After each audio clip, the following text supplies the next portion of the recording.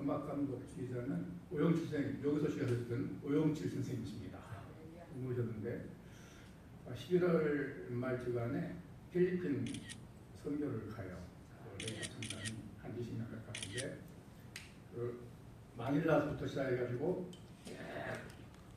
쭉 올라가지고 클라까지 가서 어제 또 한 선교 만나는데 클라에서 3시간 더 하는 데가 있대요. 조만간 올라오는데 어떻게 모르겠지만 여기는 그런 계획이 있습니다. 여러분들 기대해 주시고 동참해 주시기를 바랍니다. 찬양 중에 거하신 하나님, 우리를 구원하신 목적이 찬양 받으시려고 그래도 하셨는데 찬양 기뻐하시고 예배 전에 찬양 옮겼잖아요. 하나님 기뻐해 주실 줄로 믿습니다. 찬양자가 되십시다. 찬양하는 가장 쉬운 방법이 있는데요. 공기 마시면서 감사하는 거예요. 이 공기 마시면서 감사해봤어요? 감사했죠? 근데 잊어버리더라고. 공기를 마시면서 감사를 안 해요. 한 번만 하면 10분만 하면 죽는 거죠. 약간 우리가 주어진 모든 걸 보시면서 창조하신 하나님을 찬양하시고 구원하신 님을 찬양하시고 영원한 하나님 나라에서 하실 그 일을 이 땅에서 하게 되시기를 축원합니다. 오늘 주목사님 나오셔서 말씀하실 때 은혜 받으시겠습니다.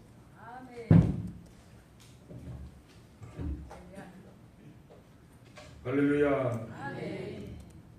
이 자리에 오신 모든 분들 주님의 이름으로 축복합니다. 일당 백, 일당 천의 믿음의 용사들이 오신 줄로 믿습니다. 오늘 많은 분들이 휴일이라는 생각들을 많이 하죠. 80년 전 이날은 아마 휴일이라는 생각을 하신 분들은 한 사람도 없었을 거예요. 광복의 그 기쁨에 겨워서 거리들이 확 메워지고 사람들이 기뻐하면서 그 광복을 구가하고 찬송을 하고 그랬어요. 그런데 그때도 보니까 영상으로 이렇게 나타나는 거 보니까 이상한 행동을 하는 사람들이 있어요.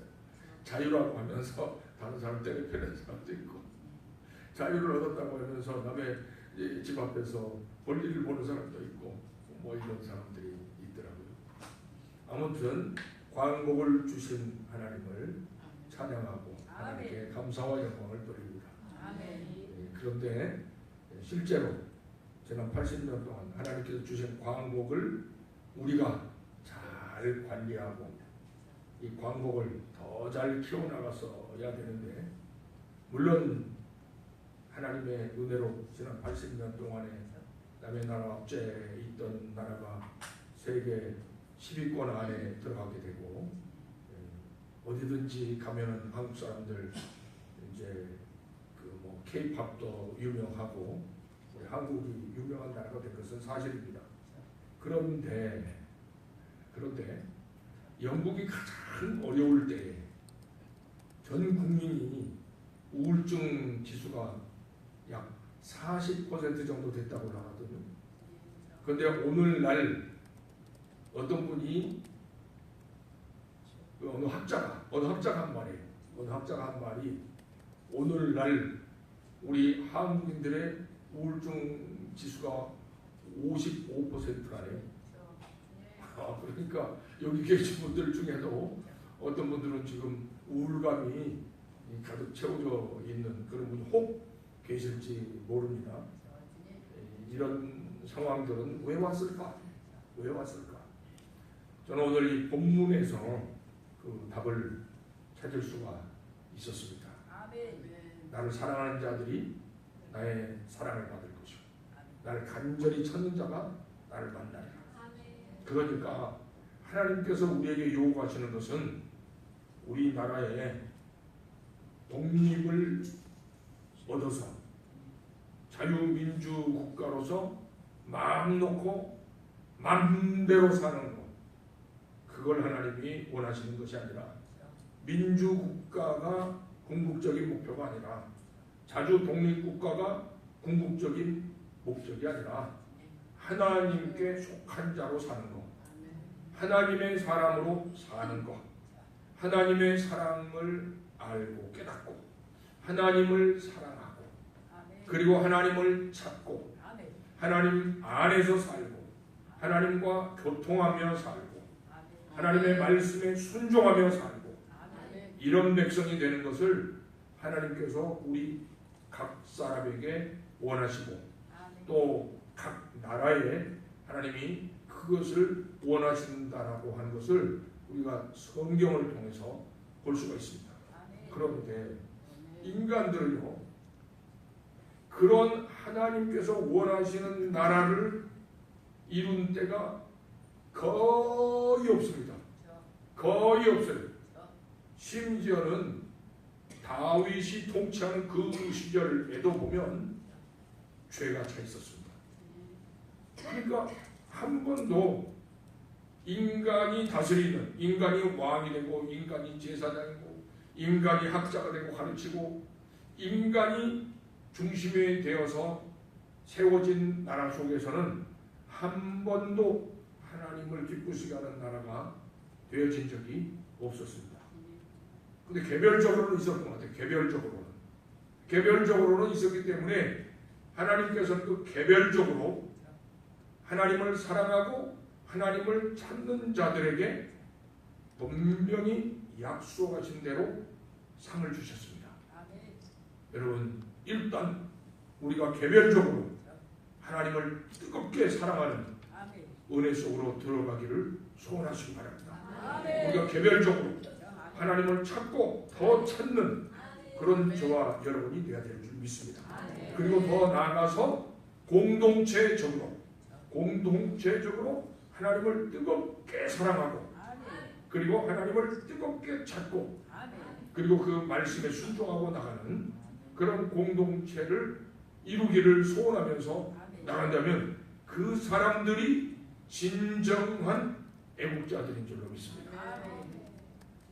세상이 초창기부터 아담을 하나님이 만드시고 나서 분명히 동산각종 나무의 열매는 네가 입으로 먹되 선악을 알게 한 나무의 열매를 먹지 말라. 네가 먹는 날에는 반드시 죽으리라 말씀하셨음에도 불구하고 아담 당대에 하나님 말씀을 어기고 선악과를 먹고 그리고 에덴에서 쫓겨나고 말았습니다.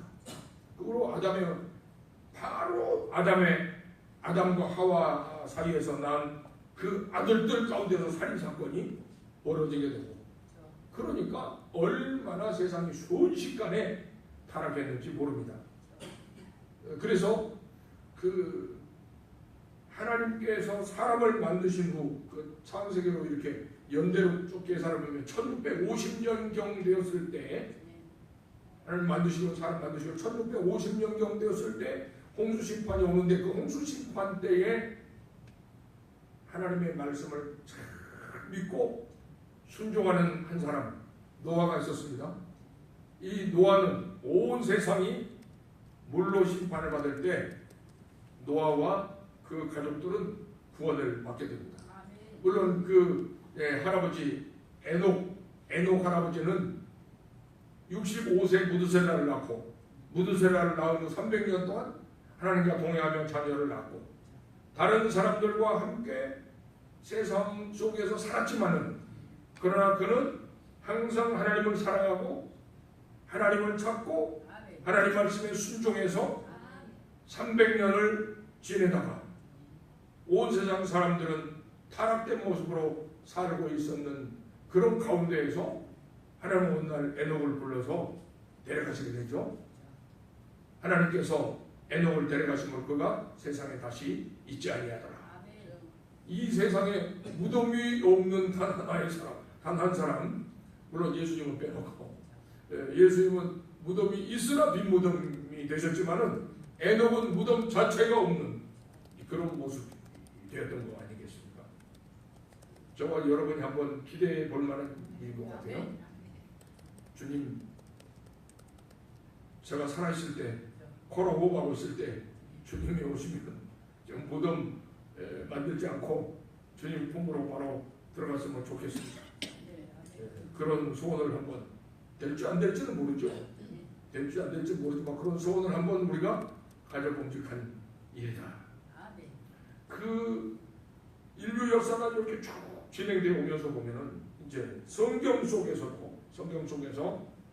요셉 같은 사람은 성경이 기록된 성경이 있기 전에 하나님과 깊은 교통과 교제가 있었던 것을 알 수 있습니다.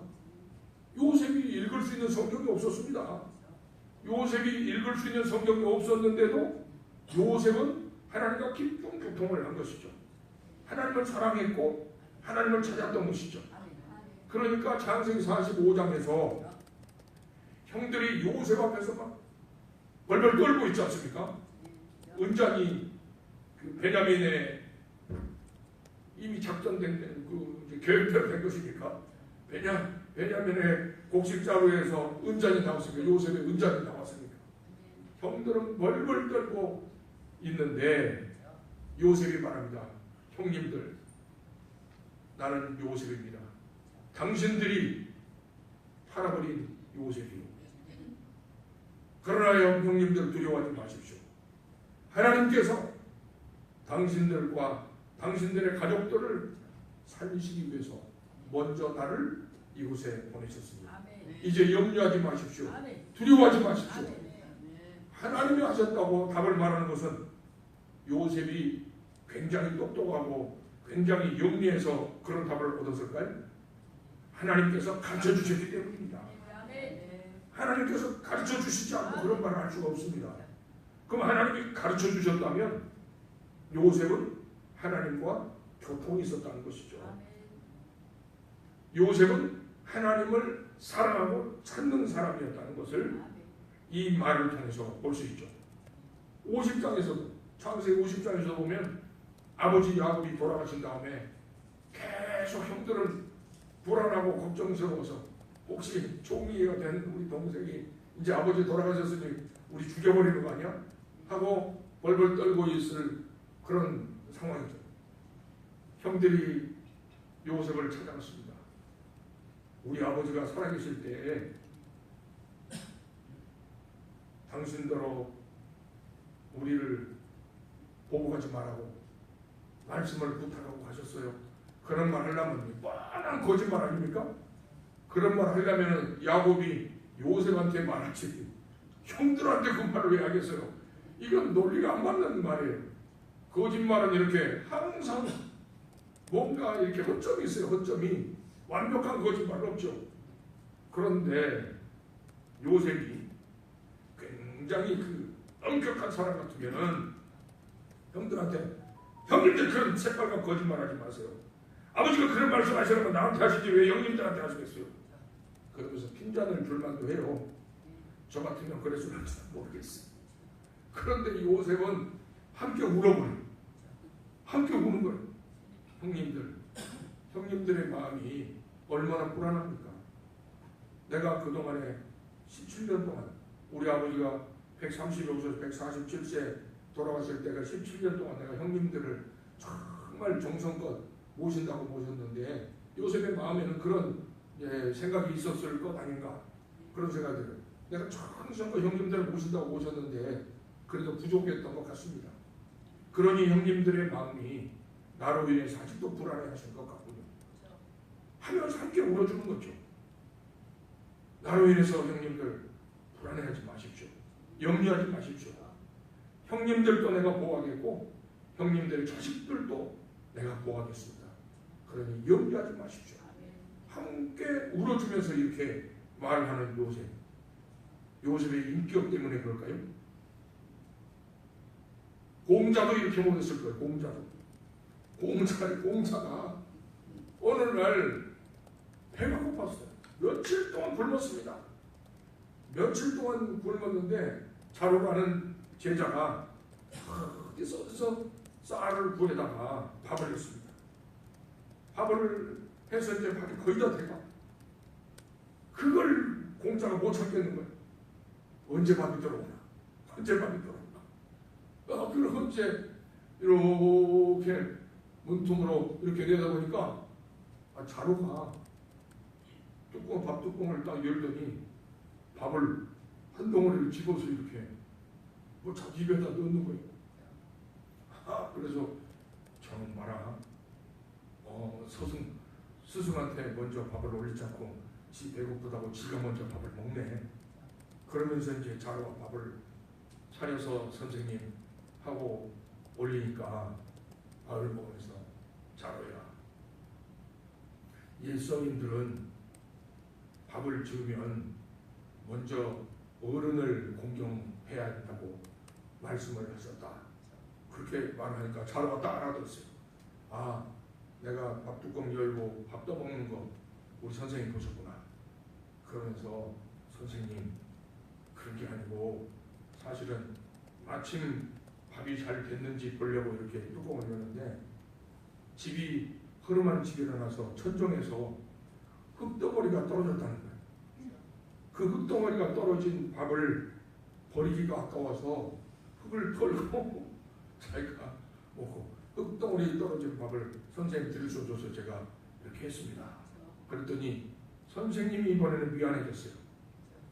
선생님, 여러분 공자라도 이렇게 상황을 보면서 제대로 판단을 할 수 없는, 하지 못하는 이런 일들이 있었거든요.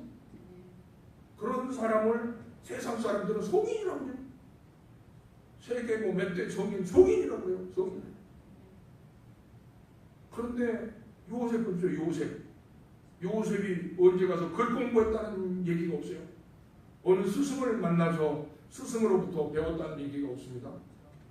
그런데 요셉은 자기를 죽여버리려고 하다가 조금 봐줘가지고 은 20냥의 이스마엘 상인들한테 자기를 팔아버렸던 그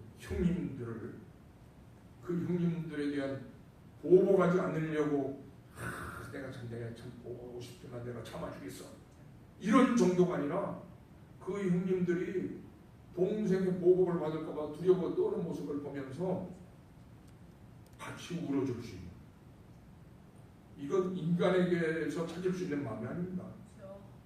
하나님이 함께 하셔야만 가질 수 있는 마음입니다. 성령이 충만해야만 가질 수 있는 마음이죠. 하나님의 말씀이 이 속에 꽉 채워져 있을 때만 가능한 그런 마음이죠. 이런 모습을 요셉을 통해서 우리가 보게 됩니다. 이런 사람들을 한 사람씩 이렇게 시대에 이렇게 한 사람씩 하나님이 보여주시잖아요.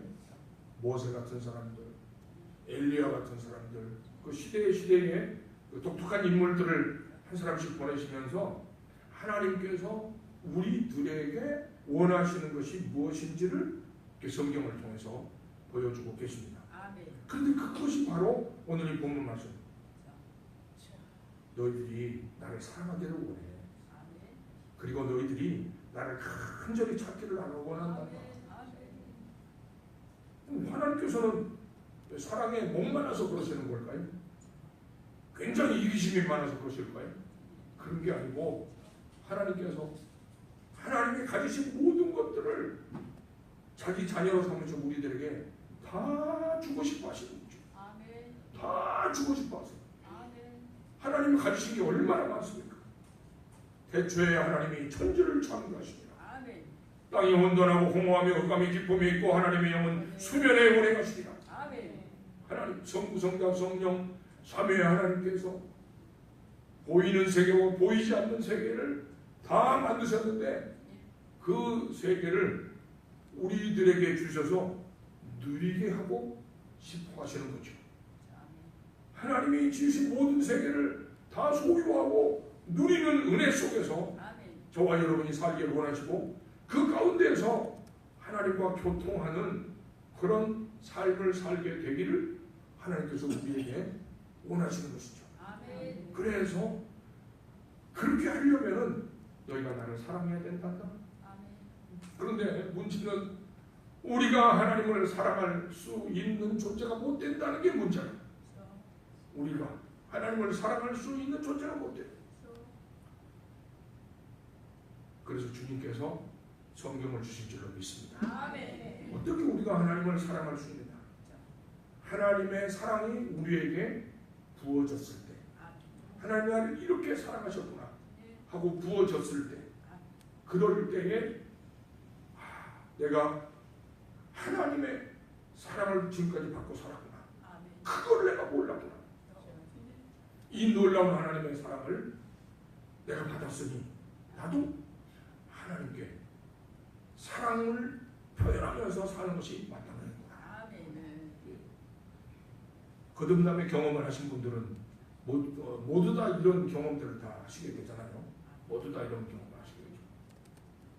자식이 부모에게 효도할 때도 보면은 부모의 사랑을 마음에 깊이 깨달았을 때, 그럴 때 이렇게 효도하게 되는 것 같아요.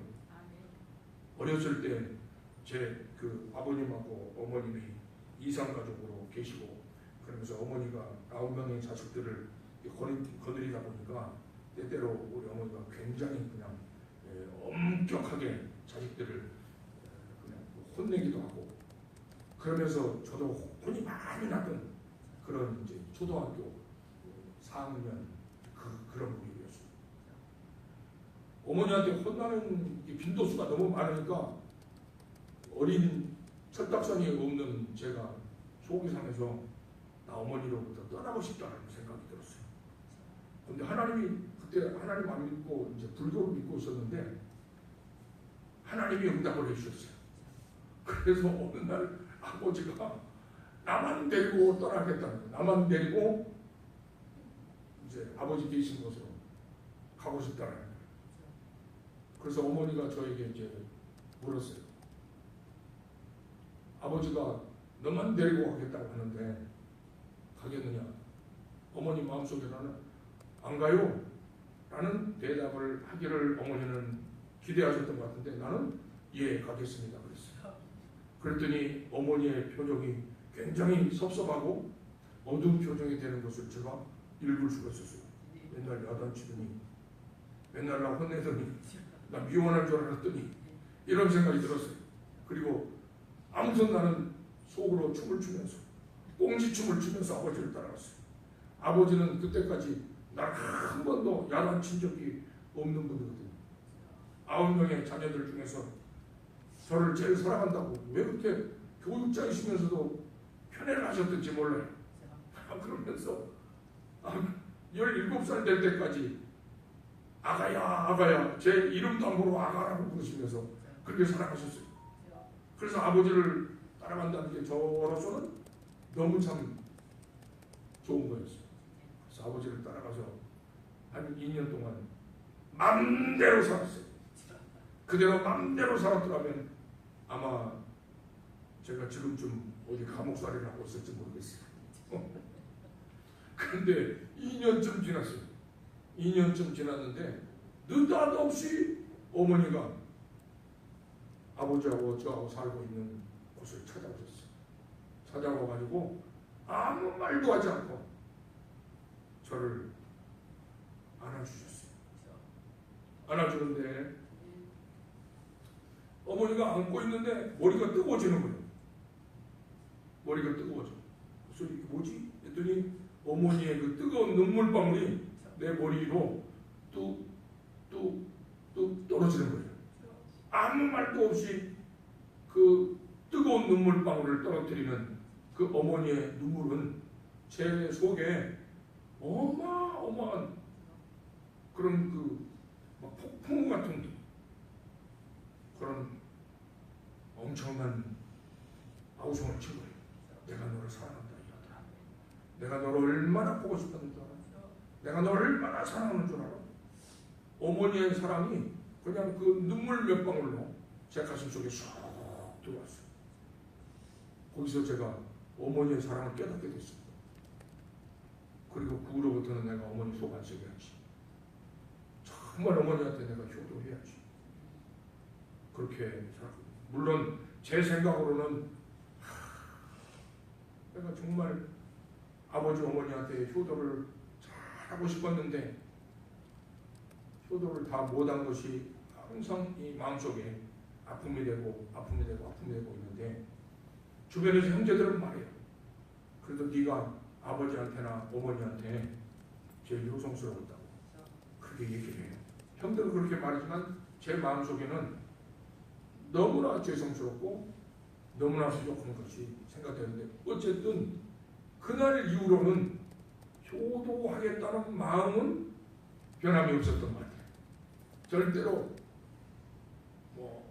아버지나 어머니에 대해서 이렇게 좀 불선한 생각을 한다거나 고맙지 않은 생각을 한다거나 이랬던 적은 없는 것 같아요.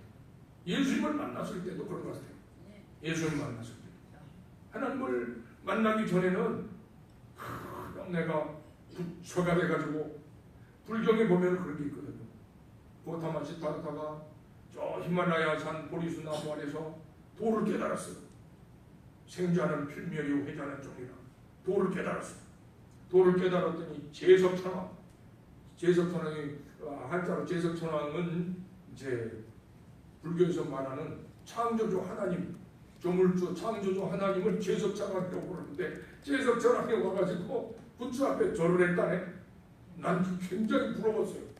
야, 나도 도를 깨달으면은 창조주 하나님이 나한테 와가지고 절을 하겠지. 그러면서 가부좌를 들고 도를 닦는 거예요. 마하반야 하면서 도를 닦는 거예요. 어느 승려가 저한테 선생님은 초면성은 한 것 같아요. 그러면서 불도를 더 독려를 해주는 거예요. 더 닦아가기를 독려를 해주는 거예요. 그런데 여러분, 제 속에는 아무것도 아니에요. 이것이 아무것도 아니에요. 한 걸음도 안 나갔어. 한 걸음도 안 나갔어. 한 걸음 나가기도 힘들어. 나갔다가 다시 후퇴야. 한 걸음 나갔다가 두 걸음을 후퇴하는 게 이게 인간의 방법으로 수행하고 수양해서 어느 경지에 도달하겠다고 하는 그런 것이더라고요. 그러던 어느 날 강력한 친구의 전도를 받고 교회를 갔을 때 대초에 하나님이 천지를 창조하시고 이 말씀이 확 내 심령을 두들기시는 거예요. 아, 거기서 와장창 자가 깨지면서 하나님이 계셨네. 하나님이 계셨어. 창조주 하나님이 계셨어. 그 하나님보다 더 먼저 존재하는 것이 어디가 있겠어. 그분보다 더 절대적인 존재가 어디가 있겠어. 그분보다 더 공의롭고 그분보다 더 사랑이 풍성한 분이 어디가 있겠어 하는 생각이 들었는데, 이건 제 깨달음이 아니고 하나님이 부어주시는 그런 깨달음이었던 것으로 생각이 듭니다. 근데 그때 당시는 그것도 몰랐어요. 그때 당시는 무슨 생각이냐면 이게 깨달음인가 보다. 이게 부처가 깨달았듯이 내가 이제 깨달았구나 이런 생각을 했어요. 그런데 그럼에도 불구하고 그 깨달음 때문에 그렇다면 내가 하나님을 섬기고 사랑하고 하나님 예배하는 것이 마땅한데 안 했구나. 그래서 울고 또 울고 죄를 회개하는 저에게 우리 주님께서 사랑을 하더라. 오늘 이런 회개하기를 내가 얼마나 기다렸는지 몰라 하시면서, 그런데 네 죄를 내가 2000년 전에 다 청산했어. 내 죄를 용서해 주시고, 그리고 이제 내가 너와 함께 할 테니 너는 내 품안에서 나와 함께 살아가자. 아, 주님께서 주시는 이런 메시지가 가슴 속에 들어오잖아요. 그리고는 이렇게 하나님께서 말씀 속으로 인도하셔서 나를 사랑하는 자가 나의 사랑을 이루며 나를 간절히 찾는 자가 나를 만나리라. 이 말씀을 경험하면서 살아가게 하신 거예요. 이 하나님을 사랑하는 사랑은 그러니까 어디서 오냐면 성경을 읽고 또 읽고 읽는 중에 하나님이 나를 얼마나 사랑하셨는지 이게 이제 마음에 깨달아지는 거죠. 우리 제 스승님이신 김동진 목사님 처음에 저에게 1981년도에 성경을 가르쳐 주시면서 하실 때, 여러분, 이 성경은 하나님께서 우리에게 보내주신 사랑의 편지입니다. 그렇게 말씀하셨어요. 사랑의 편지는 자꾸 읽어야 됩니다. 그러셨어요. 정말 성경은 하나님께서 우리에게 보내주신 사랑의 편지라. 전에도 말씀드렸지만 제가 제 아내와 결혼하기 전에 사랑한다고 편지를 보냈더니 이 아내가 얼마나 감동을 했는지, 군대에 있으면서 편지를 보냈는데 휴가 때 갔더니 편지를 외우고 있더라고요. 편지를 외우고 있는데 제 마음속에 감동이 확 됐어요. 나는 사실 진심도 아니고 여자의 마음을 흔들어 놓기 위해서 내가 있는 말 없는 말 좋은 말은 다 갖다가 시적으로 표현을 해가지고 편지를 보냈는데 이 여자는 진심으로 받아들이고 있네. 그리고 외워버렸네. 아, 이 여자한테는 내가 함부로 상대할 수가 없다. 이 여자한테는 진심이 아니면 안 되겠구나. 이 여자는 내가 헤어지면 안 되겠구나. 그래서 결혼하고 살았잖아요. 그리고 나중에 박정면 목사님을 만나고 김동길 목사님을 만나서 성경 말씀을 배우고 그리고 성경을 읽고 하는 중에 오늘날 하나님께서 사랑하는 아들아, 너 네 안에 될 사람이 네 편지를 외워버리는 것 때문에 너 그때 너무 행복했지? 그래서 네 아내와 함께 결혼하고 한평생 살았지? 이 성경은 내가 너를 사랑한다는 사랑의 편지야. 아멘. 네가 이것을 읽을 때 나는 너무 행복해. 아멘. 네가 하나님의 말씀을 암송할 때 나는 너무 행복해. 아멘. 와, 그리고는요 하나님의 말씀을 사랑하게 하시고 그리고 말씀 속에서 하나님의 사랑이 얼마나 큰지 이 풍성하게 깨닫게 하십니다. 아멘. 시대에 그런 사람들이 뭐 다니엘 같은 사람도 그 하나님의 사랑을 깊이 깨달은 사람입니다. 그러니까 사자굴도 두려워하지 않는 거죠. 그러니까 죽인다는데도 두려워하지 않는 거죠. 사드락 메삭 아벳네고도 불문불에 들어갈 줄 알면서도 두려워하지 않는 것은 하나님의 사랑이 얼마나 크신지 깨달아버렸기 때문에 그러는 거예요. 시대에 그런 인물들을 하나님께서 심어놓으시고 이렇게 우리에게 보여주신 것은 오늘 이 시대에 네가 그렇게 살기를 원한다. 오늘 이 시대에 네가 그렇게 살 수 있다. 이것을 저와 여러분이 보이신 줄로 압니다, 여러분. 그러니까 저와 여러분은 하나님을 뜨겁게 사랑해야 되는데 어떻게 사랑하느냐? 하나님이 나를 사랑하신다는 것을 이 성경을 통해서 깊이 부딪히는 거예요. 아멘. 그러면 나 같은 죄인을 하나님의 사랑을 부딪히니까 너무 감사해서 3년 동안 울고 다닙니다. 3년 동안 울고 다니고 나 같은 것을 하나님 이렇게 사랑하셨고 나 같은 것을 이렇게 하나님이 사랑하셨구나. 나 같은 것을 이렇게 사랑하시다니 하나님 내가 무엇을 때문에 이렇게 사랑하시나. 그래서 주님 생각만 하면 가슴이 그냥 뜨겁고 뭉클해지고 아멘. 그리고요 그런 마음으로 전도하니까 전도가 되고요 그런 마음으로 기도하니까 기도가 빠르게 응답이 되고요 그런 마음으로 하나님의 말씀을 읽으니까 깨달음이 깊어지고요 그리고 열매가 맺어지고 저 자신도 조금씩 변화되는 것을 경험을 했습니다. 아멘. 결혼하기 전에는 제 아내가 저를 몹시 힘들어했답니다. 결혼한 다음에 그 얘기를 하더라고요. 결혼하기 전에 그 얘기했으면 내가 생각을 달리 했을지도 모르는데 결혼하기 전에는 다 입 다물고 있다가 결혼한 후에 하는 말이 당신이 예수 믿기 전에 나하고 교제하는 4년 동안 나는 너무 힘들었어요. 그런 얘기가. 그리고 4년쯤 됐을 때에 이 사람하고 내가 평생 살 수 있을까? 하고 고민하고 있었대요. 그렇게 고민하고 있는데 제가 예수를 믿더래요. 그리고 예수를 믿고 나서 변화가 되더래요. 그리고 작년 12월 31일에 가기 며칠 전에 뭐라고 한지 아세요? 제 볼에다가 입을 맞추면서 당신을 만나서 정말 행복했어요. 그리고 우리 처제들한테도 내 형부를 만나서 난 참 행복했어. 그렇게 얘기를 하더래요.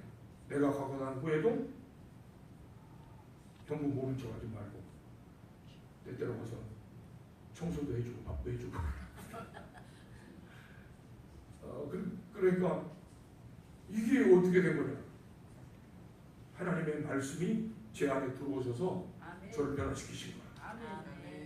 저만 그렇게 하는 게 아니라 그 수많은 성경 읽기 암송 특수 훈련을 통해서 수많은 사람들이 변화되었는데 그 중에 한 분이 이제 우리 김창현 집사님.